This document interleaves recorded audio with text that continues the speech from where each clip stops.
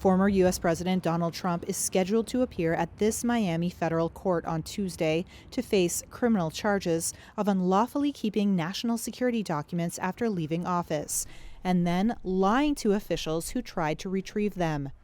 The case marks the first time a current or former president has faced criminal charges in a federal court. Adding to the drama, Trump is again seeking the White House and is currently the frontrunner in the Republican primary contest.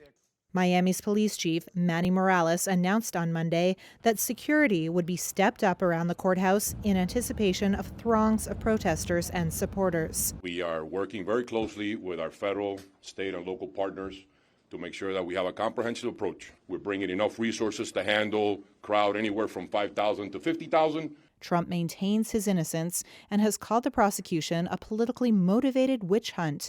He is expected to plead not guilty and fight the charges in court.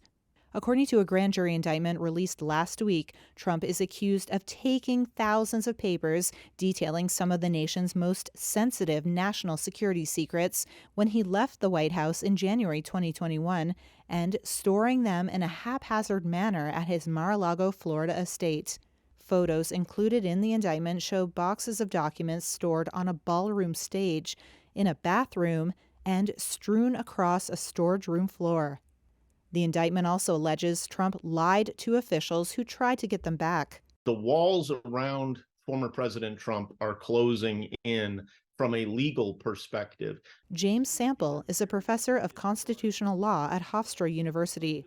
These are very serious charges, and they're also the kind of charges that if the federal prosecutors and the Department of Justice are bringing them, as they clearly now are likely to be particularly easy to prove.